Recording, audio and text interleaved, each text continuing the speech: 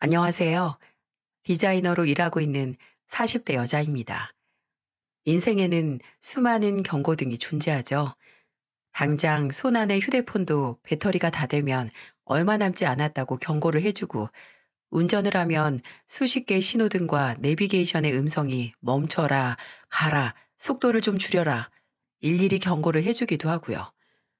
기계 문명의 시대에서 사람은 간혹 알아서 통제를 하지 않아도 기계가 시키는 대로, 기계가 말하는 대로 움직여도 안전하게 살 수 있는 시간을 살고 있습니다. 그런데 무엇보다도 인생에서 경고가 필요할 때는 바로 내 안에서 마음의 경고등이 켜져야 하는 순간이라는 생각이 들어요. 그 경고등이 살아온 경험에서 나오는 감에 의해 깜빡이는 거든지, 아니면 정말 설명할 수 없는 잠재력에 의해서든지 모르겠지만, 저는 경고등이 가장 필요한 순간에 그 경고등이 제가 사랑하는 사람의 형태로 깜빡인 경험이 있답니다. 무슨 황당한 소리인가 싶으시죠? 그렇다면 제 이야기를 끝까지 들어주시길 바랍니다. 저는 30 초반에 삼재가 지나고 나서 남편을 만났는데요. 남편은 제가 겪은 삼재가 지독한 만큼 정말 좋은 사람이었어요. 친구의 소개로 만난 남편은 세상에 치이던 저의 버팀목이자 정말 수호천사처럼 저를 지켜주는 사람이었죠. 그 당시 구두 디자이너로 일하던 저는 야근이 진짜 잦았거든요. 9시에 끝나는 건 웬 떡이냐 할 정도로 일찍 끝나는 수준이었고, 작업량이 많으면 기본이 11시 퇴근이었죠. 근데 공무원이었던 남편은 연애 기간 내내 제가 야근을 한다고 하면 늘 먼저 퇴근해서 집에 갔다가 다시 저희 회사에 출근했어요. 집에서 도시락을 싸서 저를 찾아온 거죠. 제가 늦게까지 일을 하다가 남편의 연락을 받고 회사 로비로 나가면 남편은 피곤에 쩔어서 유령처럼 다가오는 저를 참 안쓰럽고 애틋한 얼굴로 쳐다봤어요. 제가 남편의 따뜻하고 넓은 품에 안겨서 다 죽어가는 목소리로 속에도 없는 말을 하면 남편은 다 아는 사람처럼 제 등을 토닥토닥 두들겨 주었어요. 뭐야? 뭐하러 왔어? 나 아직 일도 안 끝났는데. 그냥 집에서 쉬지. 우리 도연이 밥 먹이려고 왔지. 잠깐만 앉아서 쉬고 가. 도시락도 먹고. 저희가 결혼을 하고 나서도 남편은 햇살을 많이 받고 자란 소나무처럼 변함없는 사람이었어요. 원래 사람 기억이 다 미화된다고 하는데, 남편에 대한 기억은 미화된 것 하나 없이 정말 그대로인 것 같네요.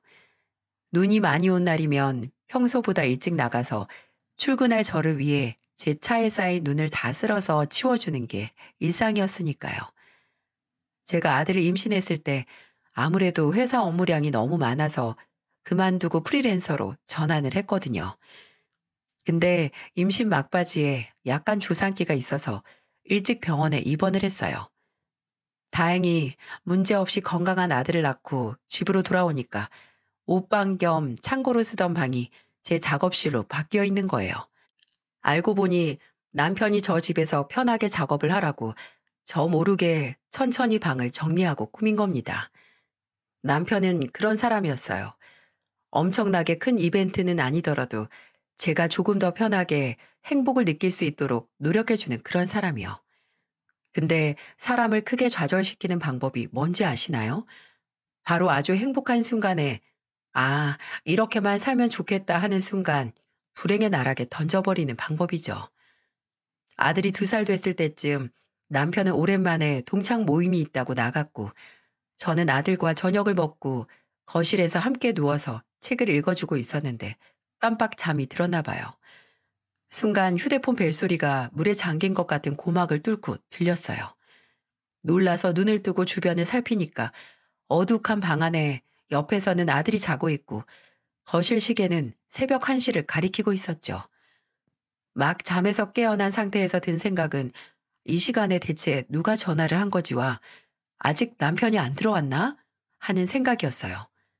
불안함을 느낄 새도 없이 전화를 받았는데 낯선 남자의 목소리가 들리더군요. 김형주 씨 보호자 되십니까? 네? 아, 네, 제 남편인데 무슨 일이세요? 어디서 전화하시는 거예요? 일단 침착하시고요. 이런 말 드리기 정말 죄송합니다만 지금 서울 땡땡 병원으로 와주셔야 될 것 같습니다. 남편분께서 지금 교통사고를 당하셨어요. 순간 이명이 들리더라고요. 몇 층 몇 호실로 오라는 남자는 본인을 경찰이라고 밝혔고 그 목소리를 듣는데 삐 하고 거슬리는 이명이 같이 들려서 몇 번을 뭐라고요? 뭐라고요? 하고 되물은 것 같네요. 다리에 힘이 안 들어가는데 일단 남편을 만나러 가야 하니 집에서 입던 잠옷 차린 그대로 아이만 데리고 나와 택시를 잡았어요. 근데 그 시간에 택시가 어떻게 빨리 잡힐 수 있었겠어요? 큰 길까지 계속 걷다가 나중에는 정신 차리고 코를 불러서 간신히 병원까지 갔죠. 하지만 제가 도착했을 때는 이미 남편은 이 세상 사람이 아니었습니다. 늦은 밤 신호등을 건너다가 신호 위반 차에 치인 남편은 제가 도착하기 5분 전에 숨을 거뒀어요. 뭐가 그렇게 급하다고 나랑 우리 애 얼굴 한 번만 보고 가지.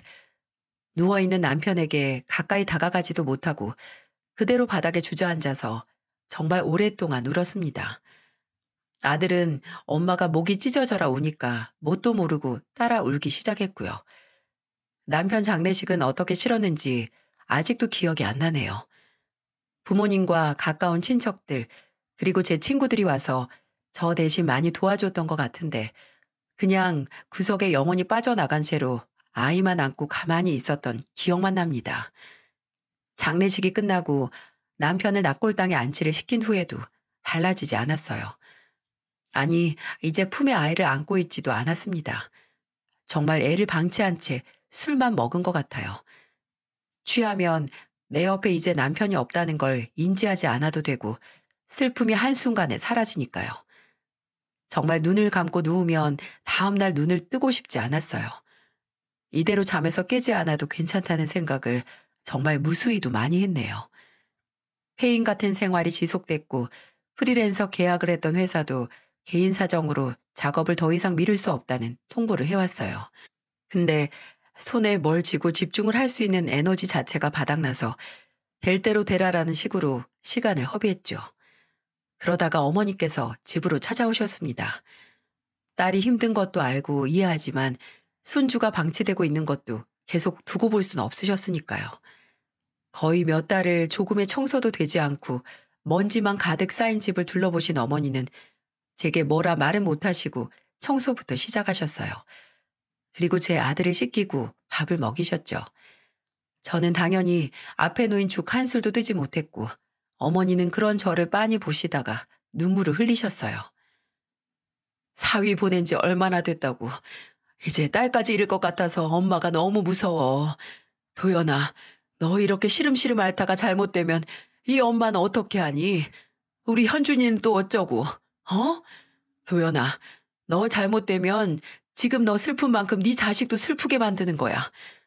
우리 딸 천천히 다시 시작하자. 어?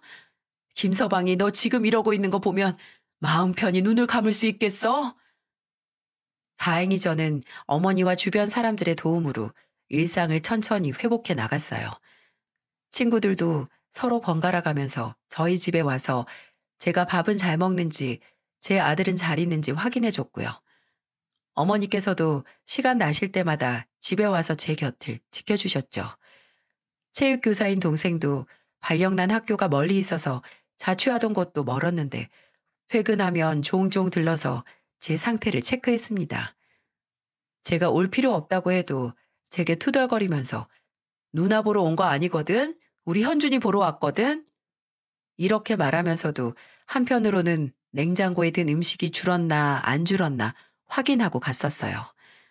집에서 일도 시작하면서 왜 사람이 업이 있어야 하는지 깨닫기도 했네요. 집중할 일이 있으니까 잡생각 없이 시간을 보낼 수 있었어요. 아들과 있을 때는 아들에게 집중을 하고 일을 할 때는 일에 집중하는 만큼 외로움이나 공허함을 완전하게 잊을 수 있어서 술도 자연스럽게 끊게 됐고요. 그렇게 남편을 쏙 빼닮은 아들과의 생활과 일에 치중하면서 7년 정도 세월이 흘렀습니다. 늘린 작업량만큼 남편의 빈자리를 잊을 수 있어서 솔직히 그동안 무리해서 일하긴 했어요.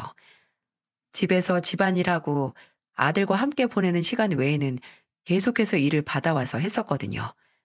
아들이 학교에 다니면서 일을 더 늘렸고요. 그리고 그 결과 제 몸이 많이 망가졌습니다. 오래 앉아서 작업하는 일을 하다 보니까 자세도 굳었고 허리 통증이 심해져서 병원에 다니기 시작했어요.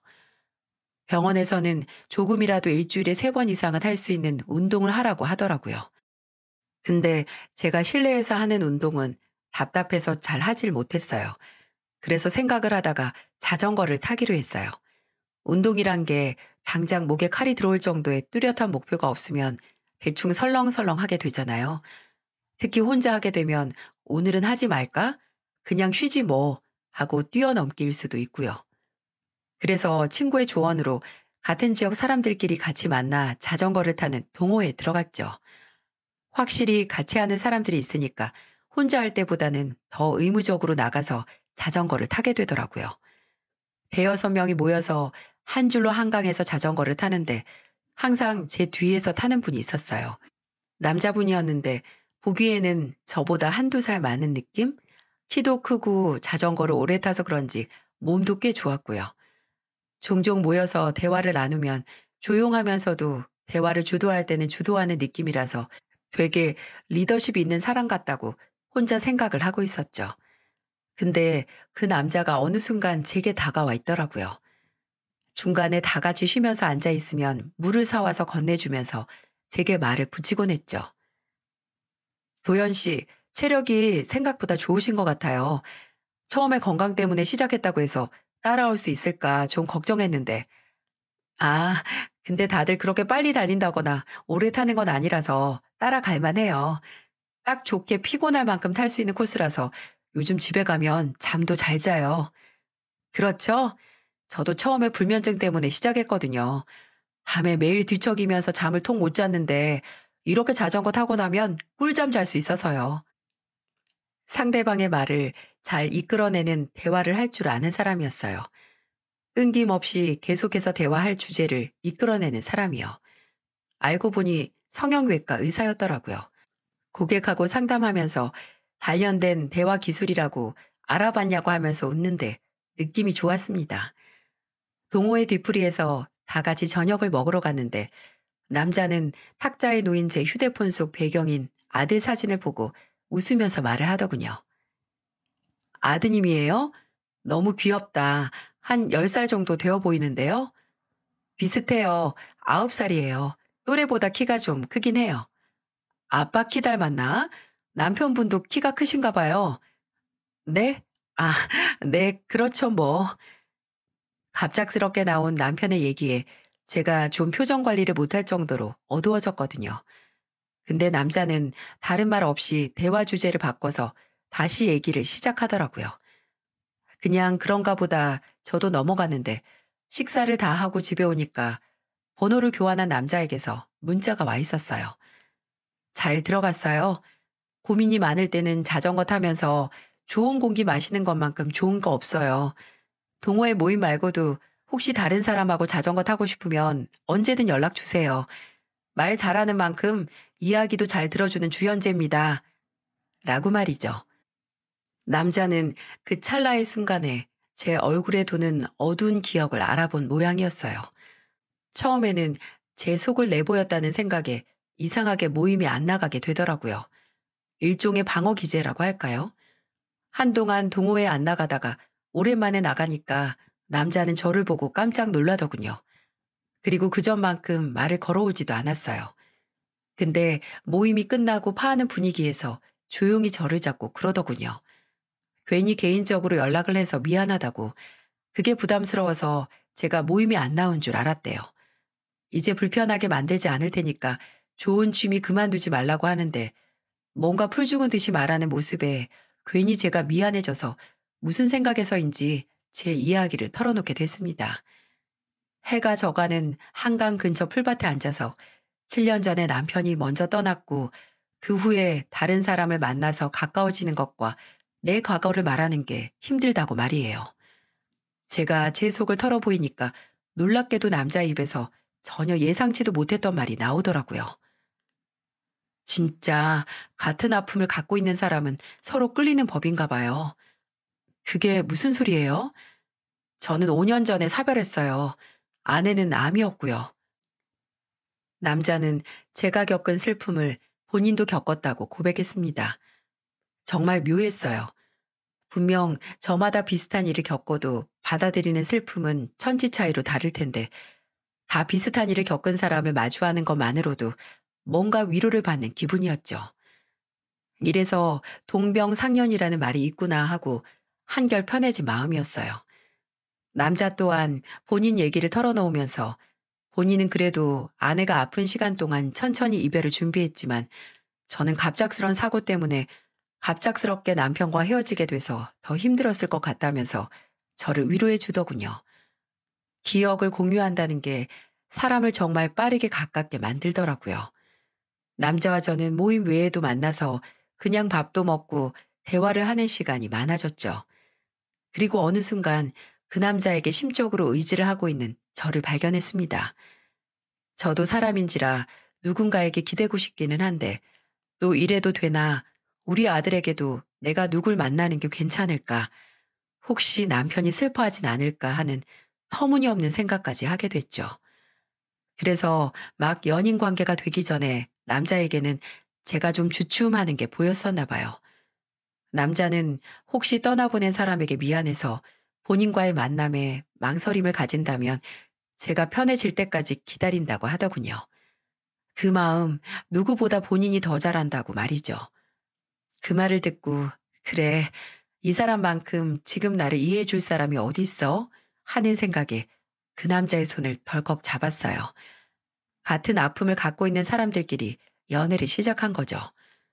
남자는 제게 정말 헌신적이었어요.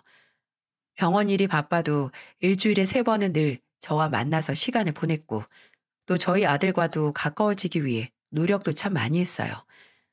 저희 아들은 밖에서 뛰어노는 것보다 집에서 책을 읽거나 레고를 쌓으면서 노는 걸 훨씬 좋아했거든요. 그 취향을 어떻게 알았는지 아들에게 한정판 레고를 사다 주곤 했습니다. 어떻게 이렇게 이 나이 대 남자애들 마음을 그렇게 잘 알아? 요즘 현준이 현재 씨가 준 레고 가지고 노느라고 12시가 다 돼서야 자. 아무리 나이가 들었어도 나도 한때는 소년이었어.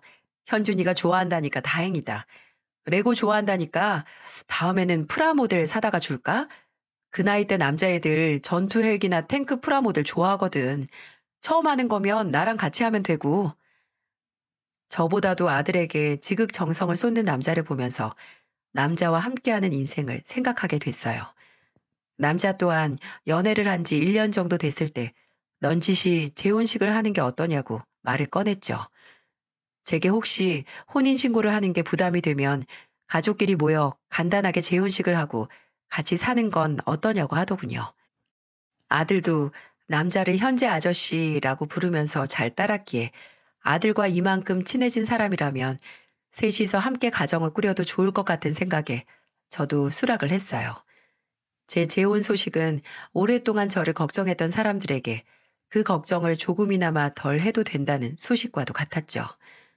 어머니께서도 잘 생각했다고 기뻐하셨고 친구들도 재혼식을 아무리 작게 해도 꼭 갈 거라고 야단법석이었어요. 제 동생은 그 당시 유일하게 제 예비 남편을 본 사람이었는데 조카 보러 왔다가 같이 있던 예비 남편을 마주친 거였어요. 동생도 물론 제 재혼 소식을 축하해줬지만 행여 누나가 또 사람 관계로 인해 상처를 받지 않았으면 하는 노파심에 급하면 체한다고 빠르게 해치울 것 없으니 마음 편하게 가져라 라고 말해주더라고요. 어차피 재혼식이라고 해도 거창할 것 없이 가족들끼리 만나 식사를 하고 새로 집을 얻어서 살림을 합치는 거라 결혼만큼 많이 준비할 것도 없었어요. 그저 아들이 새로운 가족을 상처 없이 잘 받아들이길 원했죠. 예비 남편은 병원 예약이 많아 바빴기에 상대적으로 시간이 여유가 있는 제가 함께 살 집을 알아보고 재혼식을 할 장소를 찾아봤네요. 작은 규모의 호텔 웨딩홀을 몇 곳 둘러보고 마음속으로 원하는 곳을 정한 날, 그 주 주말에 예비 남편과 함께 제 마음에 든 호텔 야외 웨딩홀을 같이 보러 가기로 했어요. 날씨만 좋으면 높고 새파란 하늘 아래서 축복을 받을 수 있을 것 같았어요. 하루 종일 부동산에 갔다 오고 호텔 곳곳을 들린 후라 피곤한 몸은 잠자리에 눕자마자 잠이 들었네요. 그리고 저는 꿈을 꿨습니다. 이 모든 걸 다 뒤집어 버릴 만한 운명의 경고등이 나오는 꿈을 말이죠. 꿈속에서 저는 제가 최종적으로 재혼식으로 올리고 싶어 하던 그 야외 웨딩 장소에 있었어요. 분명 제가 보고 온 날은 구름 한 점 없는 하늘 아래 푸른 풀들이 깔린 곳이었는데 이상하게 하늘도 우중충한 게 누가 재채기 한 번 하면 하늘에서 와락 빗줄기가 쏟아질 것 같았네요. 저는 하얀 원피스를 입고 신부가 입장하는 하얀 카펫 끝에 서 있었어요. 그리고 그 반대편 끝에는 제 예비 남편으로 보이는 사람이 서 있었고요. 꿈이라서 별다른 생각 없이 머릿속에 아, 나 재혼하지? 오늘이 재혼식이었나 보다. 근데 나 따로 입장 안 하기로 했는데 좀 이상하네? 하고 뭐 입장하기로 했나 보지 생각을 하고 예비 남편이 있는 곳으로 한 걸음 내디디려고 했어요. 그런데 그때 뒤에서 누군가가 제 손을 턱 잡는 거예요. 놀라서 바로 뒤를 돌아보고 꿈이 아니었다면 다리가 풀려 주저앉았을 거예요. 저를 잡은 건 바로 이미 이 세상 사람이 아닌 제 남편이었어요. 남편은 마지막 모습 그대로 젊고 다정한 얼굴 그대로였지만 표정만은 무섭게 굳히고 있었죠. 이게 대체 무슨 상황이지 하는 생각에 남편이 이미 죽었다는 생각도 못하고 떨리는 목소리로 남편을 불렀어요. 여보, 뭐야? 왜 여기 있어? 도연아, 너 가면 안 돼. 너 가면 큰일 나. 그게 무슨 소리야? 나 지금 가야 돼, 여보. 나 보내줘. 안 돼, 도연아. 너 가면 안 돼. 절대 그 남자한테 가면 안 돼. 남편은 끈질기게 제 손을 잡고 놔주지 않았습니다. 저는 점점 제 팔을 옥죄어오는 남편의 힘이 아프게 느껴져서 제발 놔달라고 했어요. 그렇게 한참을 실랑이를 하다가 남편이 순간 사색이 돼서 안 돼! 하는 외침에 잠에서 깨고 말았죠. 꿈에서 깨고 나서도 한참 동안 뭐가 꿈이고 현실인지 한동안 구분을 못했습니다. 그렇게 다시 잠에도 못 들고 날밤을 샜죠. 아침이 되고 아들을 학교에 보낸 후에도 계속해서 그 꿈 때문에 싱숭생숭하더군요. 내가 무의식 중에 남편에 대한 죄책감을 느끼고 있어서 꾼 꿈은 아닐까 하고 제 자신을 다독였어요. 근데 아무리 그냥 꿈은 꿈이다, 아무 의미 없다고 생각을 하려고 해도 꿈속에서 봤던 남편의 그 얼굴이 계속 생각나는 거예요. 친구들에게 말을 해봐도 네가 괜히 아직도 남편을 못 잊어서 그런다. 예비 남편이랑 합치면 괜찮을 거다라고 하고 어머니에게는 아예 더 큰 걱정을 하실까 말도 못했고요. 그래서 마지막으로 한 사람에게만 더 제 걱정을 털어놓기로 했어요. 바로 제 남동생이었죠. 동생은 그 당시 결혼을 해서 살고 있었는데 올케도 성격이 참 좋고 적극적이라서 종종 제 아들과 함께 넷이서 많이 놀러 다녔거든요. 아직 자식이 없어서 저 쉬라고 아들 데리고 셋이서 놀이동산이다, 여행이다 다니기도 했고요. 투덜투덜해도 늘 제 뒤치다꺼리를 해주던 든든한 동생이라서 동생에게 털어놓으면 뭔가 해답을 얻지는 못해도 제 마음은 편해질 것 같았어요. 나를 잡고 동생의 집에 갔습니다. 올케는 아들을 데리고 있고 저는 주방에 동생과 마주보고 앉아서 그 꿈 얘기를 시작했어요. 제가 꿈 얘기를 하면 할수록 동생 표정이 묘하게 가라앉더군요. 저는 설명을 마치고 조용히 동생의 눈치를 보다 물었어요. 내가 괜한 꿈 꾼 거겠지? 나 이 꿈 때문에 식장 예약도 미뤘어. 그 사람한테는 마음에 드는 곳이 없다고 더 알아보겠다고 했고 내가 예민한 거겠지? 그치? 아니야. 잘 미뤘어. 누나한테는 그때 말 안 했는데 나 사실 그 남자 만나고 나서 좀 찝찝했어. 찝찝했다고? 왜? 왜 사람이 느낌이라는 게 있잖아. 그 사람 웃는 게 어딘지 좀. 원래 남자는 남자가 봐야 잘 아는 거야. 그게 뭐야? 그냥 느낌일 뿐이잖아. 그럼 누나는 한 번 꿈에 안 나오던 매형이 이때 갑자기 나온 게 그냥 우연 같아? 그걸 모르겠으니까 문제지. 진짜 개꿈이면 어떡해? 누나 잘 생각해봐. 아무리 누나가 사서 걱정한 거더라도 먼 일 나기 전에 돌다리 두드려 보고 가는 게 훨씬 나아. 그리고 누나, 매형을 생각해봐. 매형이 괜히 누나 꿈에 나와서 괜한 걱정하라고 속 시끄럽게 할 사람이야? 죽은 매형은 누나가 더 잘 알잖아. 내가 아는 매형은 아내가 새로운 시작한다고 해서 괜히 초칠 그런 사람 아니야. 오히려 본인 있고 잘 살라고 축복해줄 사람이지. 맞는 얘기였어요. 남편은 괜히 저를 혼란스럽게 할 사람이 아니었습니다. 그게 한낱 꿈의 형태라고 해도 말이죠. 동생은 제게 최대한 재혼식 준비는 미루고 예비 남편에게는 별다른 티를 내지 말라고 했어요. 내 친구 중에 정식이 알지? 예전에 우리 집 와서 누나가 한 떡볶이도 많이 얻어먹었잖아. 걔가 심부름센터 하잖아. 돈만 얹어주면 흥신소보다 사람들이 더 잘 캐. 친구 부탁이니까 돈도 덜 받고도 해주겠지. 동생은 심부름센터를 하는 친구에게 확실하게 예비 남편에 대해 알아봐 달라고 부탁하겠다고 했고, 저는 불안한 마음을 최대한 가라앉히고 기다렸어요.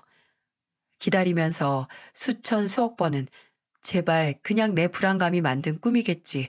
제발 그래라. 라고 빌었습니다. 이 관계가 아깝다기보다는 그냥 다시 혼자가 된다는 게 무서웠나 봐요. 한 달 동안 예비 남편과 만남도 피하고 만나도 별다른 얘기를 안 했습니다. 예비 남편은 그저 제가 재혼식을 앞두고 마음이 뒤숭숭해서 그런가 보다 하고 넘어갔어요. 그리고 한 달 하고도 일주일 뒤에 드디어 동생에게서 연락이 왔습니다. 가타부타 할 설명 없이 당장 지금 집으로 가겠다는 동생의 말은 제 불안감을 더욱 증폭시켰죠. 얼마 안 있어 동생이 집에 도착을 했고 동생은 제 얼굴을 보자마자 이 말을 내뱉었습니다. 나 지금 그냥 곧바로 그 새끼 병원 찾아가서 뒤집어 엎으려고 하다가 온 거야. 학교 수업도 다른 선생님한테 부탁하고 온 거야. 누나한테 말해주고 바로 다시 학교로 가야 돼. 대체 뭘 들었기에 일까지 제쳐두고 온 걸까 하는 생각에 턱까지 덜덜 떨렸어요. 제가 무슨 말이냐고 친구한테 뭘 들은 거냐고 묻자 동생은 주방으로 가서 냉수 한 컵 들이키더니 제게 노란 종이봉투를 내밀었어요. 천천히 봐보라고. 보고 설명해 준다고 해서 저는 덜덜 떨리는 손에 최대한 힘을 주고 봉투를 열어 내용물을 확인했죠.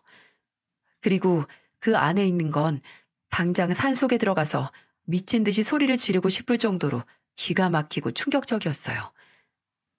이건 지금 별거 중인 두 번째 와이프 사이에서 난 애들이랑 패밀리 레스토랑에서 나오는 사진. 그리고 이건 그 인간. 보여? 와이프랑 사별한 흔적도 없고 심지어 지금 와이프랑 별거 중이야. 별거 중. 등본에 애가 셋이야 셋. 첫 번째 와이프는 이혼했고 심지어 이혼도 이 새끼가 바람 피워서 이혼당한 거야. 정식이가 확실히 하려고 전에 다니던 병원 사람까지 수소문해서 찾아서 인터뷰했다고 하더라. 그 병원에서 나와서 따로 개업한 것도 바람나서 이혼당한 거 소문 쫙 나서 잘려서 그런 거야. 참나. 심지어 병원에서도 사생활 난잡하기로 유명했다더라. 간호사들한테 찝쩍거려서 그만둔 사람도 한둘이 아니고 환자들한테도 그 지랄해가지고 병원 옮긴 사람도 있대. 두 번째 와이프는 지금 별거 중인데 애들은 꾸준히 만나나 봐. 지금 사는 집 주소가 이 인간 명의가 아니라서 정치기가 미행했더니 병원 퇴근하고 강진구에 있는 아파트로 갔대. 거기가 원래 살던 집이야.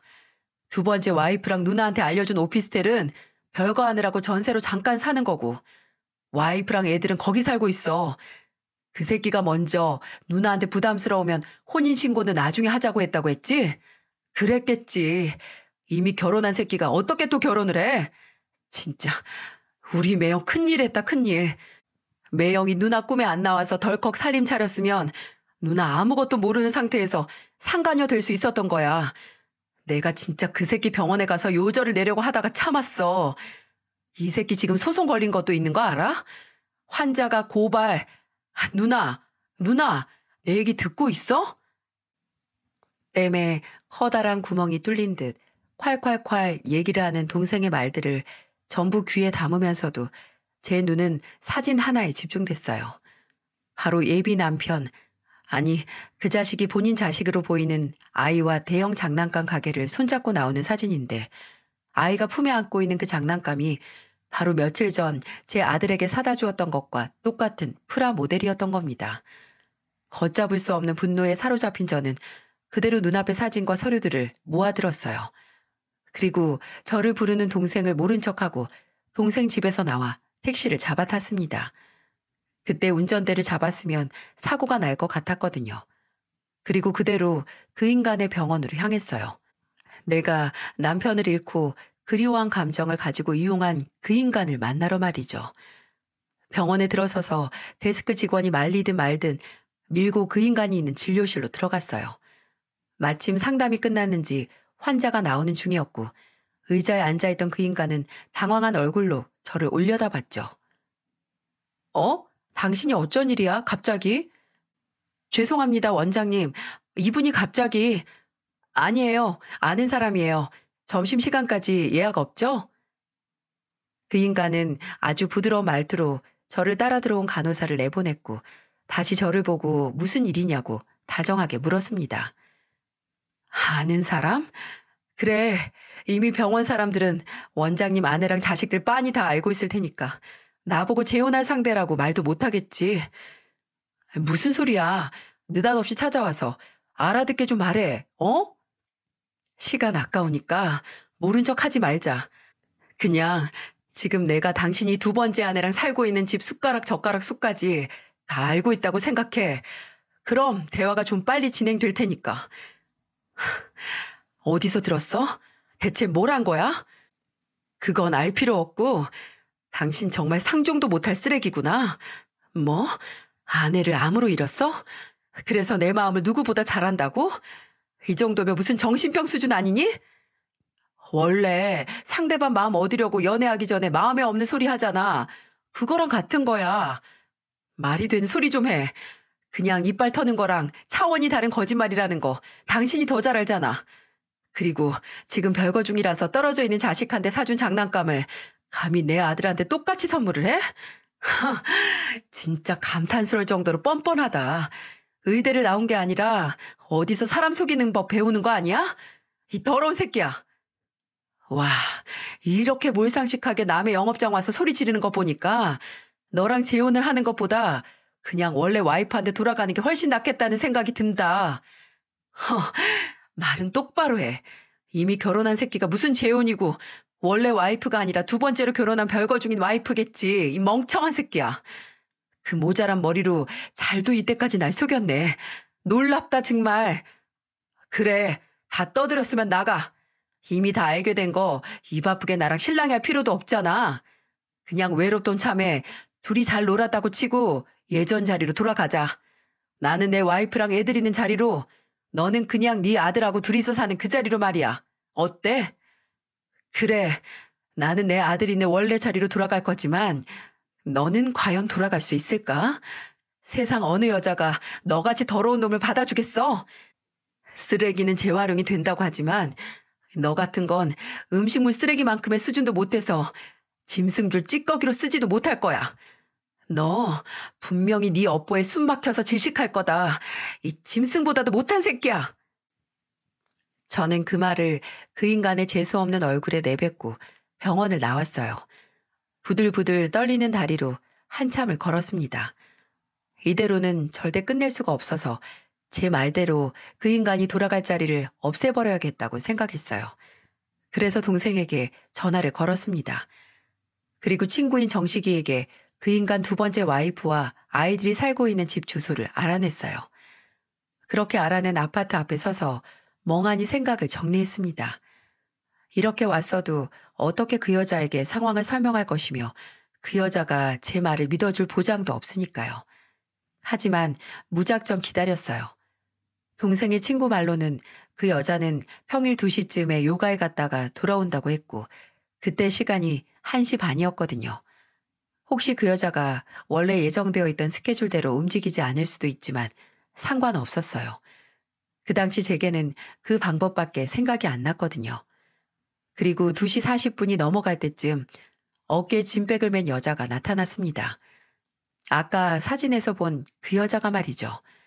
저는 천천히 그 여자에게 다가갔어요. 그리고 최대한 침착한 목소리로 말을 걸었습니다. 실례합니다. 최현영 씨 맞으세요? 네, 그런데요, 절 아시나요? 저는 이도연이라고 하는데 이번에 그쪽 남편 주현재 씨와 본의 아니게 재혼식을 할 뻔한 사람이에요. 여자는 저를 방금 정신병원에서 탈출한 사람처럼 쳐다봤어요. 그럴 수밖에 없겠죠. 너무 뜬금없이 터무니없는 말이었을 테니까요. 저는 재빠르게 손에 준비하고 있던 휴대폰을 들어 여자 앞에 내밀었어요. 그 인간과 제 아들이 다정하게 포옹하고 있는 사진이었죠. 제 아들이에요. 이 애가 당신 남편 아들이 될 뻔했어요. 예상대로 여자는 들을 말 없다고 저리 가라고 하면서 제게서 멀어졌습니다. 저는 그런 여자 뒤에 대고 그쪽 애들이 조금이라도 부끄러움 없는 아빠에게서 자라길 바란다면 제발 제 말 좀 들어주세요. 라고 했지만 여자는 아파트로 쏙 들어가 버렸어요. 저는 무기력하게 나올 때까지 여기서 기다리겠다고 했죠. 이대로 끝인가 했습니다. 아마 여자는 충격 속에서 그 인간에게 전화를 걸 테고 그 인간은 태연하게 거짓말을 해서 또 속이겠지 하고 포기해야 하나 싶었어요. 그런데 한 10분 정도 뒤에 아파트 공용 현관문이 열리면서 그 여자가 나왔습니다. 그리고 제게 가까운 카페에 가서 얘기를 하자고 하더군요. 한 쓰레기에게 동시에 속아버린 여자가 마주 앉아서 어처구니 없는 대화를 나눴습니다. 알고 보니 여자는 이전에 외도로 이혼한 것도 모르고 오히려 그 인간 첫 번째 아내가 바람을 피워서 이혼을 했다고 알고 있더라고요. 저는 그 여자에게 그 인간이 이전에 일했던 병원 사람들의 증언을 들려주었고 저와 나눈 문자 대화, 함께 찍은 사진 등 여자를 속이고 저와 재혼 준비를 하고 있었다는 걸 증명할 만한 모든 걸 보여줬어요. 여자는 제 앞에서 눈물을 보였다가 이내 찬물을 벌컥벌컥 마시고 욕을 내뱉기도 했고 또 왜 본인이 몰랐을까 하고 허탈하게 자책을 하기도 했어요. 그쪽 탓이 아니에요. 속인 놈이 문제지 속은 사람이 자책하는 게 무슨 소용이에요. 그 인간은 저한테 그쪽한테 돌아간다고 했어요. 본인은 돌아갈 곳이 있다고 아내랑 합칠 거라고요.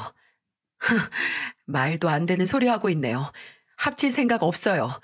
별거도 원래 이혼하고 싶었는데 애들 생각해서 겨우 한 거고 이번에 다시 잘해보려고 한 것도 다 애들 때문이었으니까. 근데 정말 더 이상은 안 되겠네요. 차라리 아빠 없는 애들 만드는 게 낫지. 이런 쓰레기 새끼는 내 자식들 인생에서 없어지는 게 나아요. 여자는 제게 알려줘서 고맙다고 이렇게 만나게 된 게 정말 유감이라고 하더군요. 저도 유감이라고 했습니다. 솔직히 제 앞에서만 이혼한다고 했던 걸지도 모르죠. 그 인간의 새치혀에 속아서 다시 생각할 수도 있으니까요.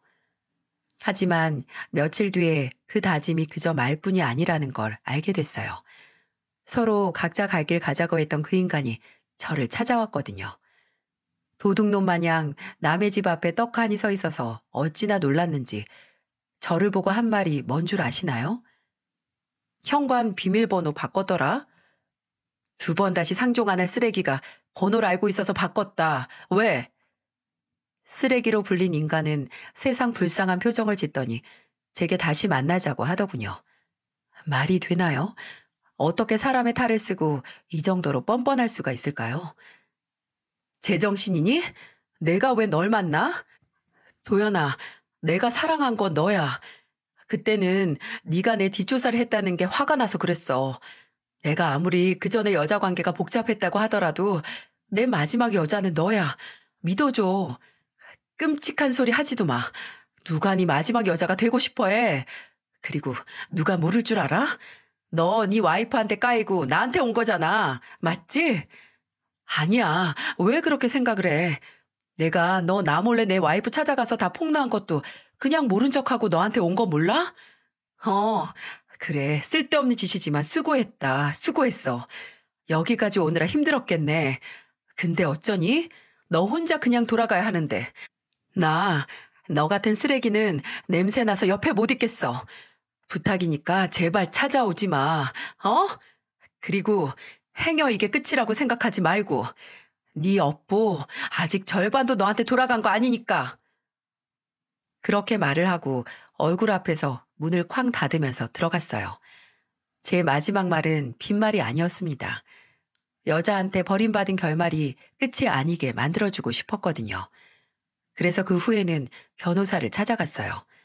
그 인간을 혼인빙자 사기죄로 고소하고 싶었어요. 하지만 안타깝게도 둘 사이에 금전 문제가 없었다면 사기죄는 성립하지 않는다고 하더라고요. 혼인빙자 간음죄가 있었다면 고소할 수 있었겠지만 이미 사라진 법이었고요. 진짜 이게 마지막인가? 더 처절하고 시원한 복수를 해서 업보가 그 인간 목을 조르게 하고 싶었는데 라고 좌절할 뻔했습니다. 할 뻔했어요. 그 인간과 헤어진 후 몇 달 후 동생의 친구가 동생에게 연락을 하기 전까지 말이죠. 동생의 부탁으로 제 상황을 알게 된 동생의 친구는 그 후에도 종종 그 인간이 어떻게 사는지 확인을 해봤나 봐요. 그러던 중 사건이 터진 거죠. 그 인간이 본인의 지위를 이용해서 병원에서 환자들을 상대로 당장 지옥에 떨어져도 시원치 않을 짓을 해서 구속이 됐다는 걸 말입니다. 그 인간은 저를 이용했던 것처럼 본인의 의사 지위를 이용해서 다른 여자들까지 본인의 피해자로 만들었어요. 동생의 친구가 알아냈던 정보들 중에 그 인간이 환자들에게 고소를 당했다고 했었잖아요. 그중 제대로 된 증거를 가진 피해자가 나왔는지 그 인간은 그 일로 면허가 정지되고 바로 구속 송치됐다고 동생이 한껏 흥분을 해서 제게 알려주더군요. 제가 나서지 않았어도 어차피 그 인간은 본인 업보에 깔릴 운명이었나 봅니다. 정말 업보라는 게 부메랑처럼 돌아오는 건 정말 맞나 봐요. 언제 돌아올지 그 타이밍을 예측하지 못할 뿐이지 언젠가는 분명히 돌아온다고요. 그 인간이 구속된 다음에 어떻게 됐는지 알지는 못합니다. 동생 친구는 재판 결과까지 알아보려고 했지만 제가 그러지 말라고 했어요. 그 인간을 끝까지 본다면 뭔가 이 관계가 마무리돼서 계속 이어진 느낌이 들 것 같았거든요. 그 인간의 끝이 어떻게 되든 아예 알고 싶지도 제 기억에 담아두고 싶지도 않았습니다. 지금도 가끔씩 그 인간을 만나 속은 순간을 떠올리면 치가 떨리고 소름이 끼쳐요.